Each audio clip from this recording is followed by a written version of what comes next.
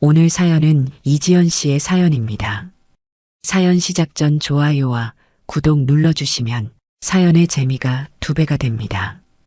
오늘의 사연 시작하겠습니다. 차가운 바람이 옷깃을 파고드는 가을의 토요일 오후였습니다.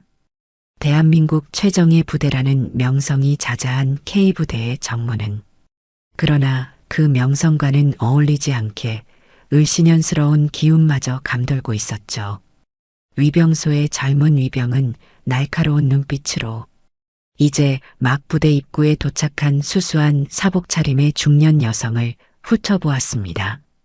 여성의 손에는 아들 면회객이라면 을에 들고 있을 법한 간식거리 하나 들려있지 않았고 그저 작은 핸드백 하나만을 들고 있었죠.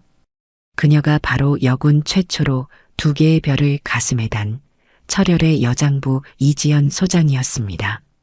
하지만 지금 이 순간 그녀는 빛나는 계급장도 서슬퍼런 지휘관의 위엄도 모두 내려놓은 채 오직 하나뿐인 아들 김선우 이병을 만나러 온 평범한 어머니이고자 했습니다.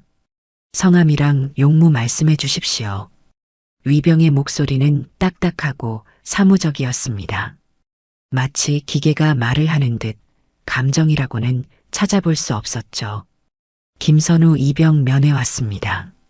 어머니 이지연입니다. 이지연 소장은 부드러운 목소리로 대답했지만 위병의 태도는 조금도 누그러지지 않았습니다. 오히려 그녀의 수수한 옷차림과 차분한 태도를 얕잡아 보기라도 하는 듯 더욱 고압적인 자세를 취했죠. 아주머니, 신분증 똑바로 보여주십시오. 여기 아무나 드나드는 곳 아닙니다. 면회 시간도 거의 다 끝나가는데 이제 오시면 어떡합니까? 위병의 말투에는 노골적인 짜증과 무시가 섞여 있었습니다.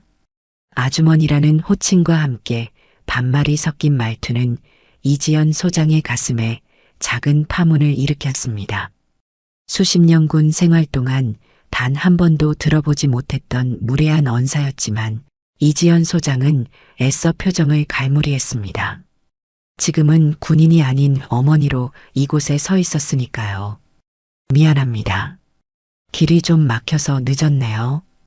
이지연 소장은 지갑에서 신분증을 꺼내 건넸습니다. 위병은 신분증을 건성으로 확인하는가 싶더니 이내 의심스러운 눈초리로 이지연 소장을 다시 한번 쏘아보았습니다. 김선우 이병이요? 잠시만 기다리십시오. 위병은 안으로 들어가 한참을 꾸물거렸습니다. 이지연 소장은 싸늘한 가을바람을 맞으며 묵묵히 서 있었습니다. 마음 한구석에서는 불쾌한 감정이 스멀스멀 피어오르고 있었지만 그보다 더 큰 것은 아들에 대한 걱정과 불안감이었습니다. 최근 아들 선우가 복무 중인 이 K부대에 대해 흉흉한 소문들이 그녀의 귀에까지 들려왔기 때문이었죠. 신병이 알 수 없는 이유로 자살을 시도했다느니 부대 내 구타 사건을 은폐하려 했다느니 하는 결코 가볍게 넘길 수 없는 이야기들이었습니다.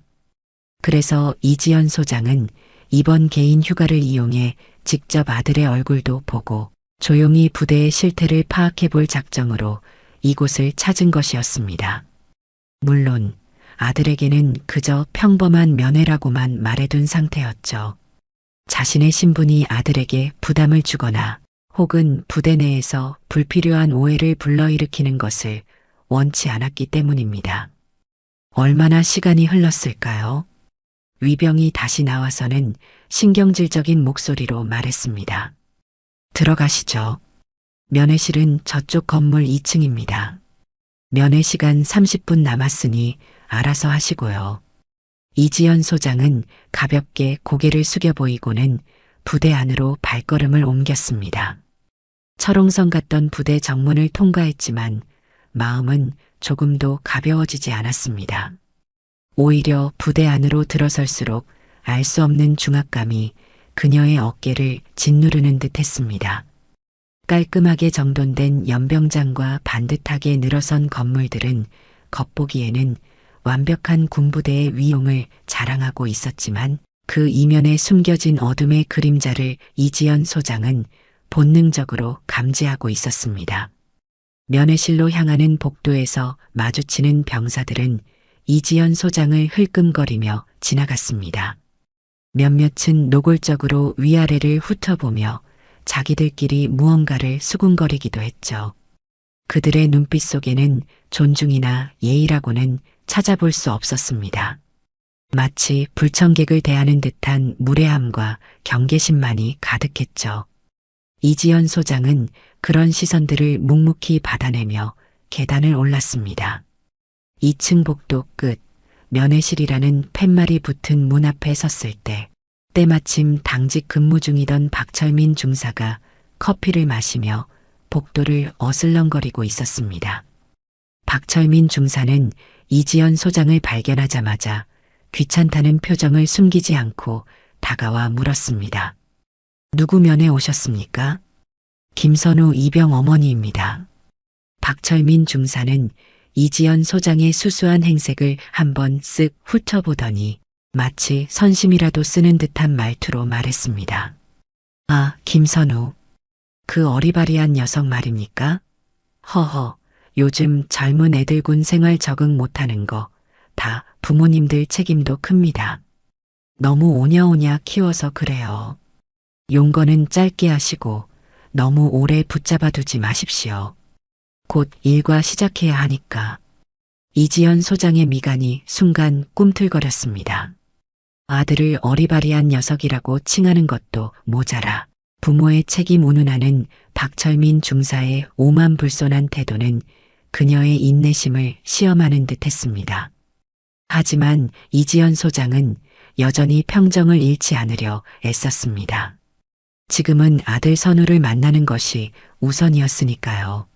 알겠습니다. 신경 써주셔서 감사합니다.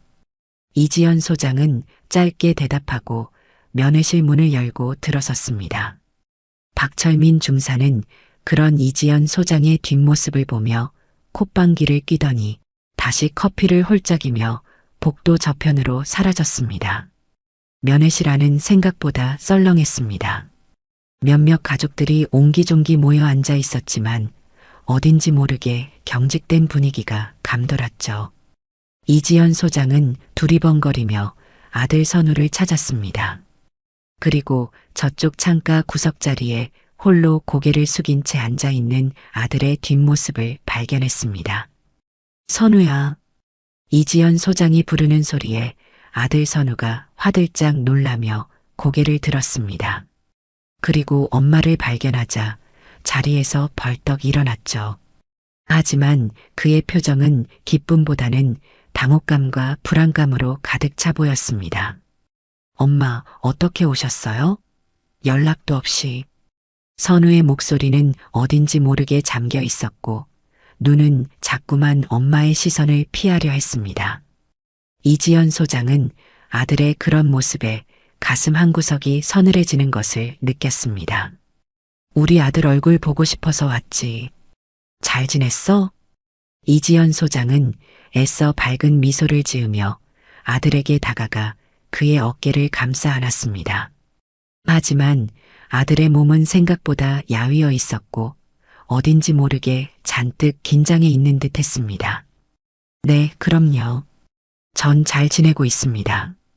선우는 어색하게 웃으며 대답했지만 이지연 소장의 예리한 눈은 아들의 미세한 표정, 변화와 숨기려는 듯한 눈빛을 놓치지 않았습니다. 이지연 소장은 선우의 손을 잡고 자리에 앉았습니다.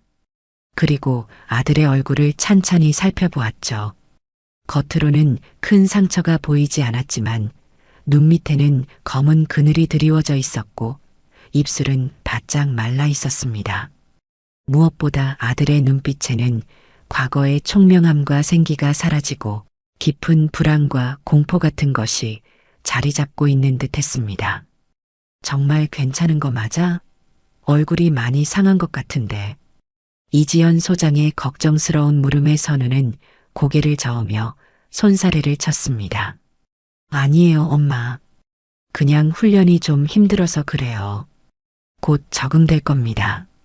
하지만 바로 그때 이지연 소장의 시선이 선우의 왼쪽 손목 안쪽에 머물렀습니다.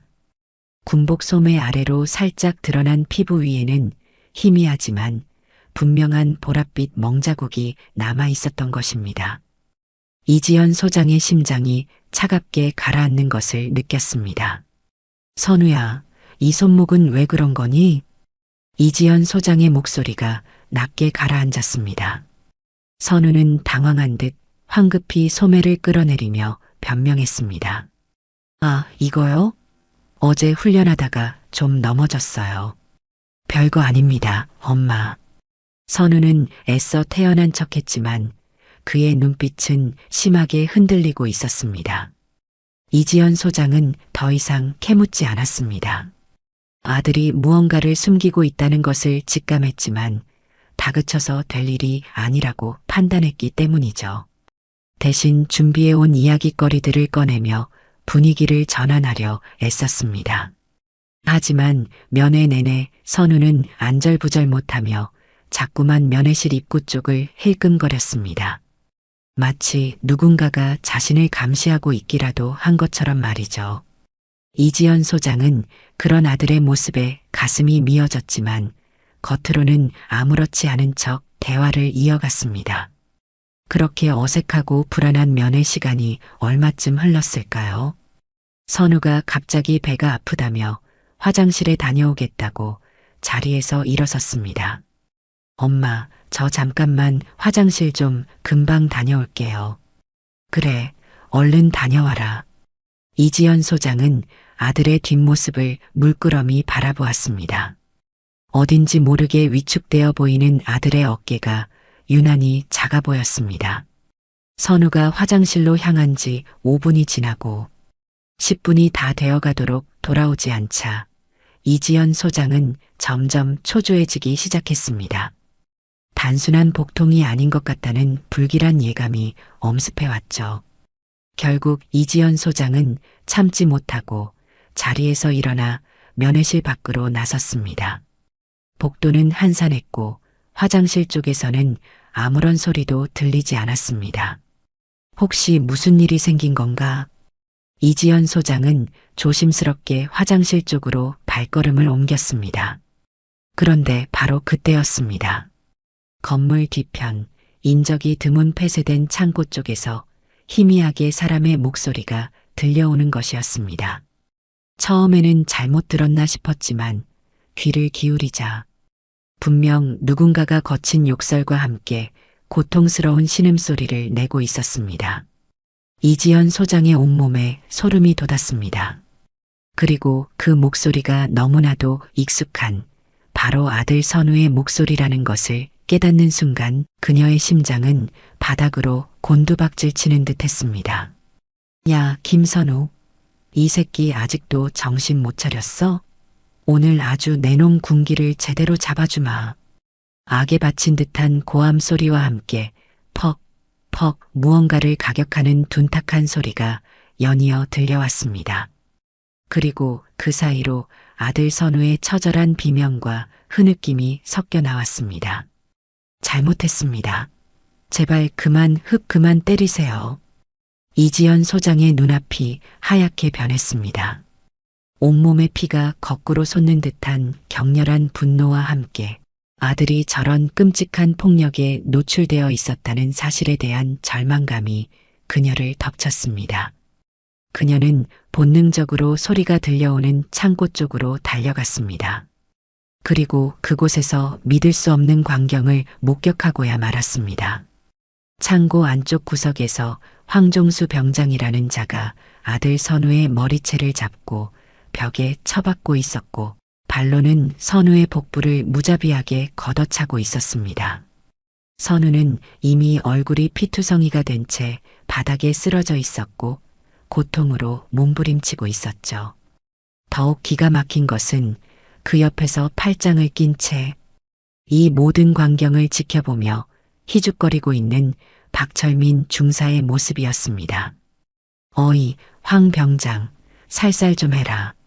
그래도 저거 오늘 어머니 면회 온 놈인데 얼굴에 너무 티나면 곤란하잖아. 안 그래? 박철민 중사는 마치 재미있는 구경거리라도 보는 듯한 태도로 황종수 병장의 폭행을 부추기고 있었습니다. 그 순간 이지연 소장의 이성이 끊어졌습니다. 지금 이게 무슨 짓들이야. 당장 그 손 놓지 못해. 이지연 소장은 사자후와 같은 고함을 내지르며 창고 안으로 뛰어들었습니다. 그리고 본능적으로 쓰러져 있는 아들 선우를 감싸 안았죠. 갑작스러운 그녀의 등장에 황종수 병장과 박철민 중사는 잠시 당황한 듯 했지만 이내 이지연 소장의 초라한 행색을 보고는 다시금 오만한 표정을 지었습니다. 웬 미친 아줌마가 갑자기 끼어들어. 당신 아들 교육 똑바로 안 시켜? 어디서 군대 일에 함부로 참견이야. 황종수 병장은 이지연 소장의 어깨를 거칠게 밀치며 고함을 질렀습니다. 박철민 중사 역시 이죽거리는 표정으로 다가와 협박하듯 말했습니다. 아주머니, 아무리 아들 걱정이 되셔도 그렇지. 군대 내부 일에 이렇게 함부로 개입하시면 공무집행방해로 잡혀가실 수도 있습니다. 지금이라도 곱게 아들 데리고 나가시는 게 좋을 겁니다. 괜히 일 크게 만들지 마시고요. 그들의 눈에는 일말의 죄책감이나 반성의 기미조차 보이지 않았습니다. 오히려 자신들의 행동이 정당하다는 듯 뻔뻔하기 짝이 없었죠. 선우는 피와 눈물로 범벅이 된 얼굴로 엄마의 옷자락을 붙잡고 오열했습니다. 엄마, 제발 그냥 가세요. 제발요. 저 때문에 엄마까지. 아들의 처절한 절규는 이지연 소장의 가슴을 갈기갈기 찢어놓는 듯 했습니다. 그녀는 아들을 더욱 꼭 끌어안으며 떨리는 목소리로 속삭였습니다. 괜찮아, 선우야. 괜찮아. 이제 엄마가 다 해결할 거야. 다 괜찮을 거야. 하지만 이지연 소장의 눈빛은 이전과는 완전히 달라져 있었습니다. 평범한 어머니의 걱정과 슬픔은 온데간데 없이 사라지고 그 자리에는 모든 것을 불태워버릴 듯한 차가운 분노와 강철 같은 결단력만이 번뜩이고 있었죠. 그녀는 천천히 고개를 들어 황종수 병장과 박철민 중사를 노려보았습니다. 그 눈빛은 마치 먹잇감을 포착한 암사자와도 같았습니다. 박철민 중사, 이지연 소장의 목소리는 낮고 차분했지만 그 안에는 감히 거역할 수 없는 서늘한 위압감이 서려 있었습니다.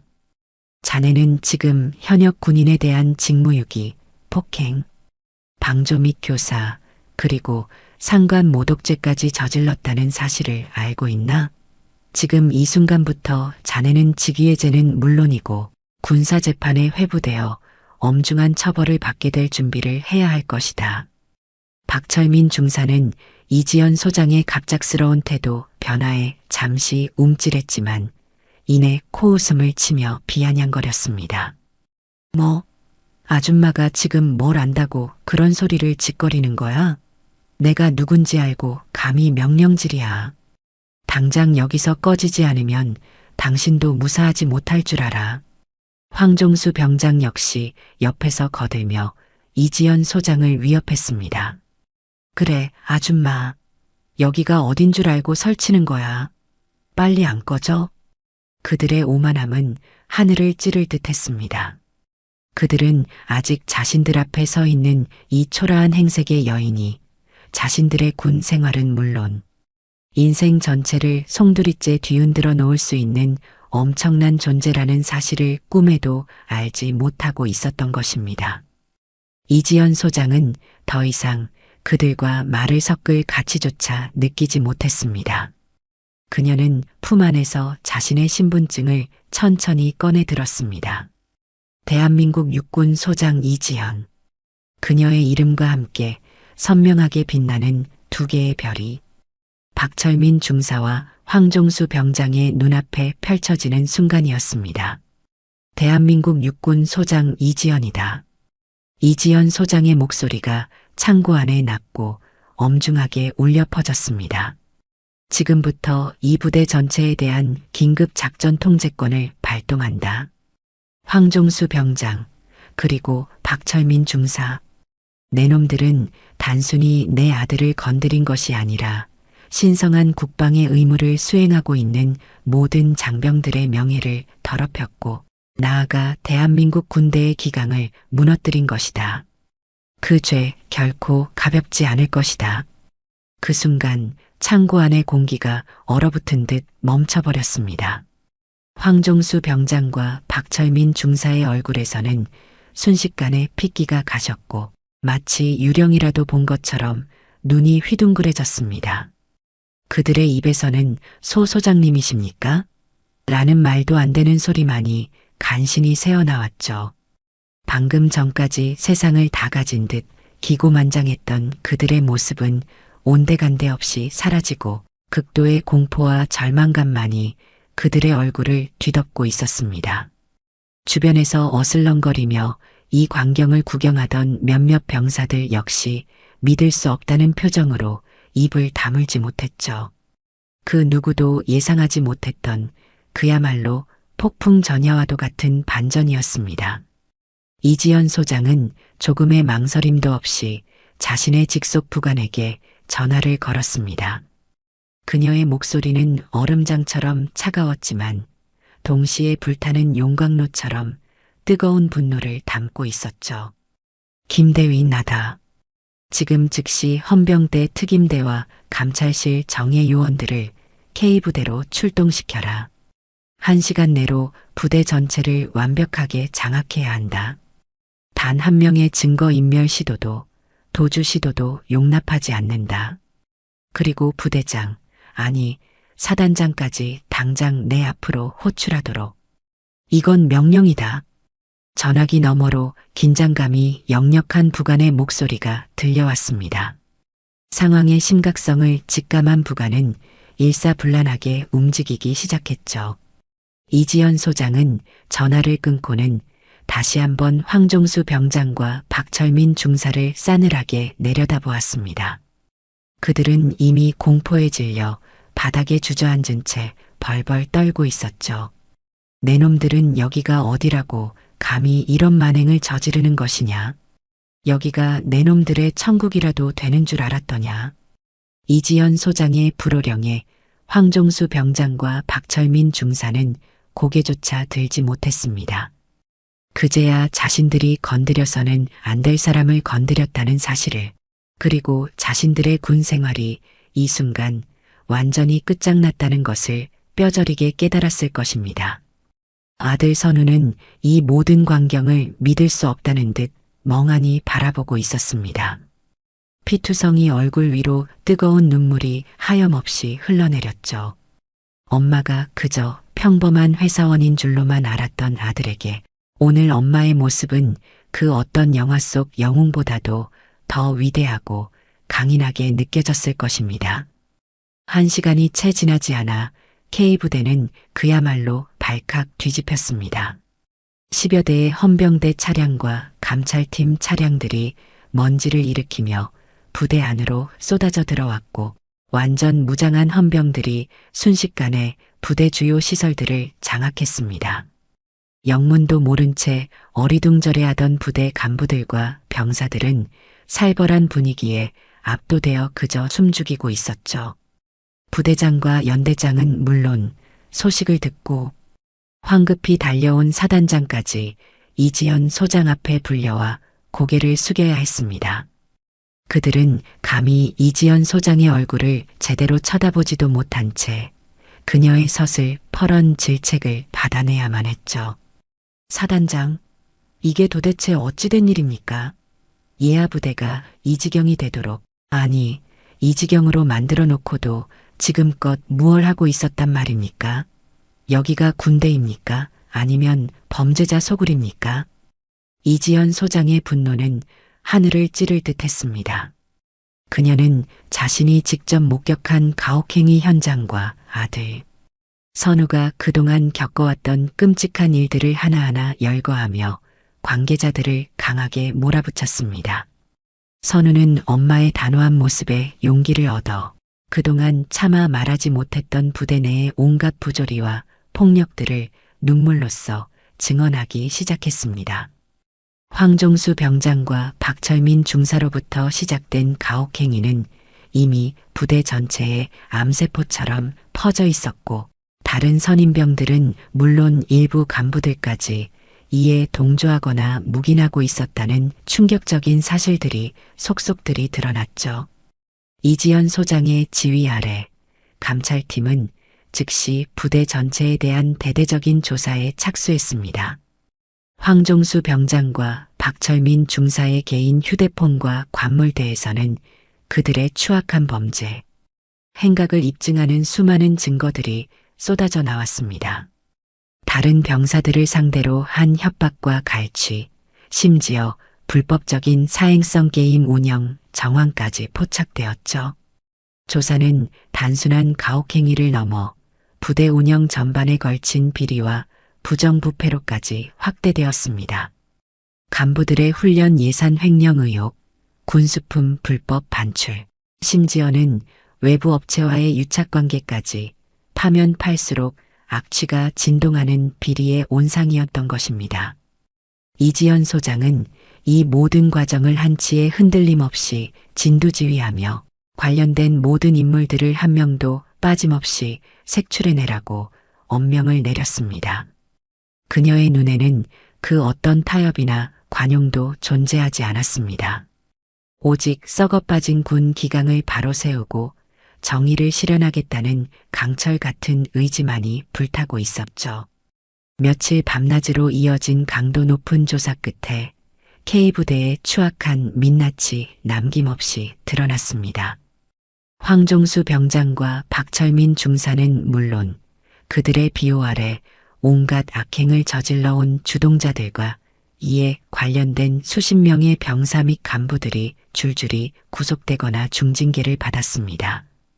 부대장은 물론 연대장 그리고 사단장까지 이번 사태의 책임을 지고 군복을 벗거나 한직으로 밀려나야 했죠.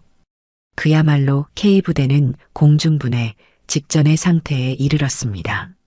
하지만 이지연 소장의 개혁은 여기서 멈추지 않았습니다.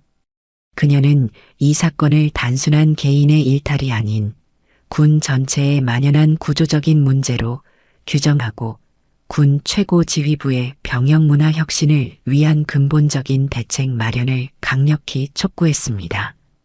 그녀의 용기 있는 외침은 군 내부뿐만 아니라 언론을 통해 사회 전체에 큰 파장을 불러일으켰습니다. 잠자는 사자의 코털을 건드린 어리석은 하이에나들, 강철 여장군의 눈물, 부패한 군대를 심판하다, 아들을 구한 어머니, 군대를 구하다와 같은 헤드라인들이 신문과 방송을 도배했죠. 아들 선우는 사건 이후 안전하게 다른 부대로 옮겨져 세심한 치료와 함께 심리적인 안정을 되찾아갔습니다. 처음에는 자신 때문에 엄마가 너무 큰일을 벌인 것은 아닌지 걱정하기도 했지만 이내 엄마의 진심과 용기를 깨닫고는 깊은 존경심과 함께 이전과는 비교할 수 없을 만큼 굳건한 유대감을 느끼게 되었죠. 그리고 자신과 같은 고통을 겪었던 다른 동료 병사들이 구제받고 썩어 빠졌던 부대가 정화되는 과정을 지켜보면서 진정한 용기가 무엇인지 그리고 정의가 어떻게 실현되는지를 온몸으로 깨닫게 되었습니다. 이지연 소장은 K부대 사건을 성공적으로 마무리 지은 후에도 군 내부의 부조리와의 전쟁을 멈추지 않았습니다. 그녀는 이번 사건을 계기로 신설된 병영문화혁신위원회의 위원장을 맡아 전국 각지의 부대들을 직접 방문하며 병사들의 목소리에 귀 기울이고 실질적인 개선책들을 마련해 나갔습니다. 그녀의 헌신적인 노력 덕분에 군 내부의 고질적인 악습들이 하나둘씩 사라지기 시작했고 보다 건강하고 안전한 병영 환경이 조성되기 시작했죠. 사람들은 그녀를 강철 심장을 가진 여장군, 정의의 여신 아테나의 현신이라 부르며 칭송했지만 이지연 소장은 언제나 담담하게 말했습니다. 저는 그저 한 명의 군인으로서 그리고 한 아이의 어머니로서 마땅히 해야 할 일을 했을 뿐입니다. 진정한 변화는 저 혼자만의 힘이 아니라 우리 모두의 관심과 용기가 함께할 때 비로소 이루어질 수 있는 것입니다. 시간이 흘러 선우는 늠름한 모습으로 저녁을 맞이했습니다. 저녁하는 날 부대 정문에는 이제는 평온을 되찾은 이지연 소장이 아들을 기다리고 있었습니다. 모진 풍파를 함께 겪어낸 모자는 서로를 힘껏 끌어안았죠. 집으로 돌아오는 차 안에서 선우는 조용히 입을 열었습니다. 엄마, 저도 엄마처럼 불의에 맞서 싸우고 약한 사람들을 지켜줄 수 있는 그런 사람이 되고 싶어요. 이지연 소장은 말없이 아들의 손을 꼭 잡아주었습니다. 이미 아들은 그 누구보다 강인하고 정의로운 사람으로 성장해 있었으니까요.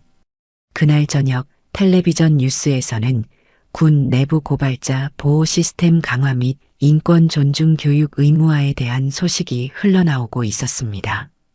이지연 소장과 아들 선우가 함께 만들어낸 용기 있는 외침이 대한민국 군 전체를 뒤흔든 거대한 변화의 물결이 되어 세상을 조금씩 바꾸어 나가고 있었던 것입니다. 그리고 그 변화의 중심에는 차가운 제복 뒤에 숨겨진 뜨거운 모성애와 불타는 정의감을 가진 한 위대한 어머니, 이지연 소장이 있었습니다.